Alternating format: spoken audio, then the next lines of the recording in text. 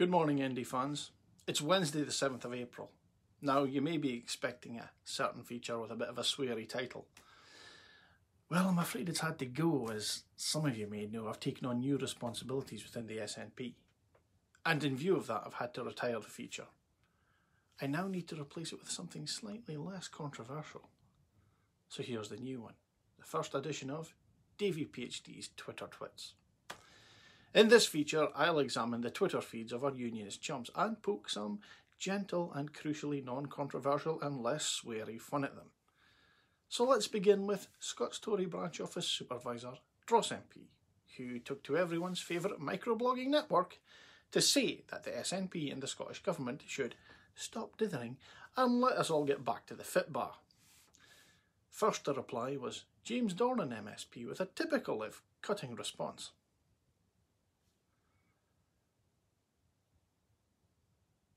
Next up is Dim Eagle Bucky, a parody of Tory Moray MSP candidate Tim Eagle. Guy Dreich is next up with his excellent response revealing Tory bellendery, hypocrisy and incompetence all within 280 characters.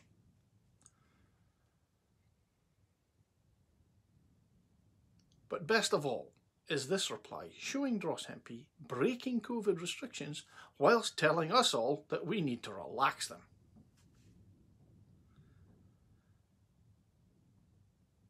Keeping it local next with our Scots Tory branch office candidate for Holyrood, Mark Findlater. When Mark isn't using party funding to film himself walking his dog or cooking his dinner, he likes to tweet about how loyal the Tories are to the local area, just months after his party revealed an EU trade deal that devastated the local area.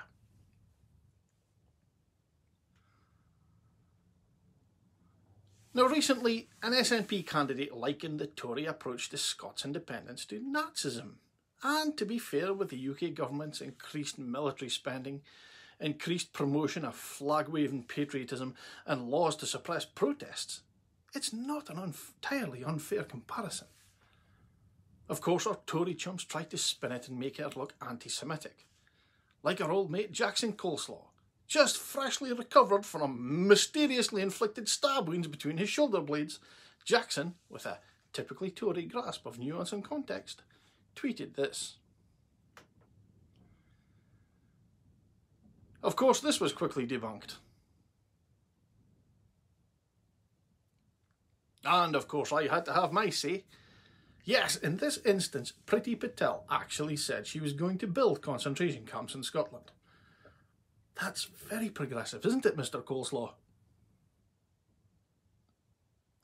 And of course, it just wouldn't be Easter without a message from our chums in the Conservative Party.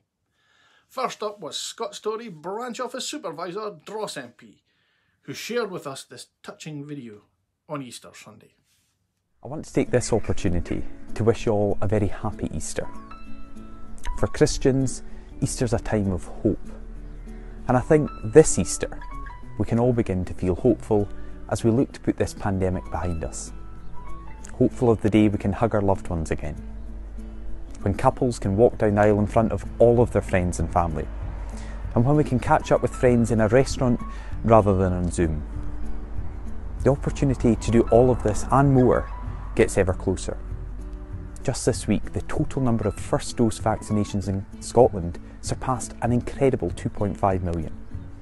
I'd like to say a massive thank you to our NHS staff, British Armed Forces and all of the volunteers who made that possible. And after the first full week of the election campaign, I'm looking forward to having a quiet weekend here at home with Crystal and Alistair. And Alistair's definitely become a big fan of Easter egg hunts.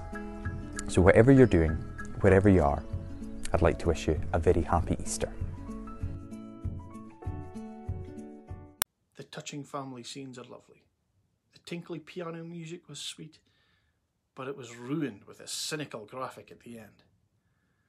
The internet didn't take kindly to that.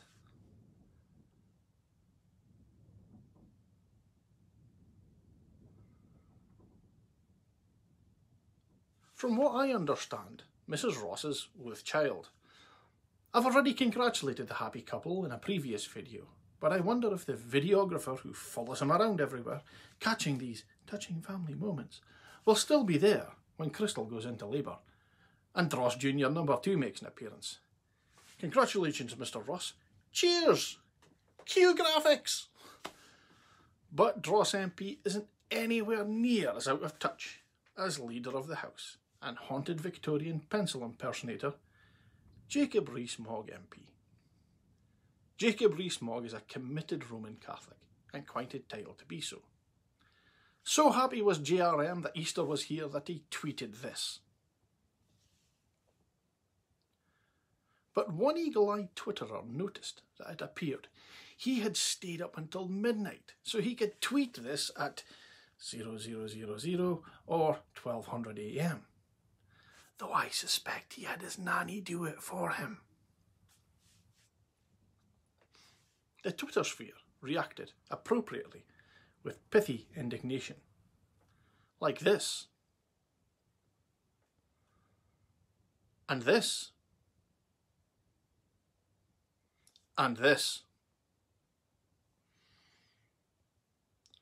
A few thought it appropriate to point out the hypocrisy in GRM and his devoutness of faith.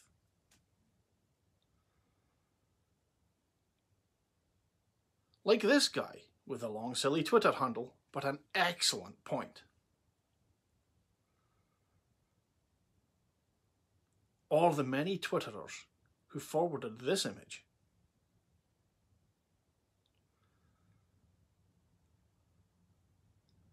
And who can forget that devoutly Roman Catholic JRM profits from the sale of sinful abortion medication being sold to the poor?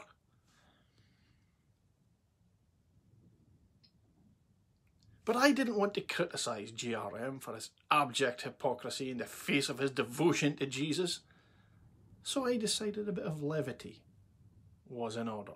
Back once again for the renegade master. D4 damager, power to the people. Back once again for the renegade master. D4 damage with the ill behavior. Back once again for the renegade master. Log in next week for the second edition of Twitter Twits. DaviePHD.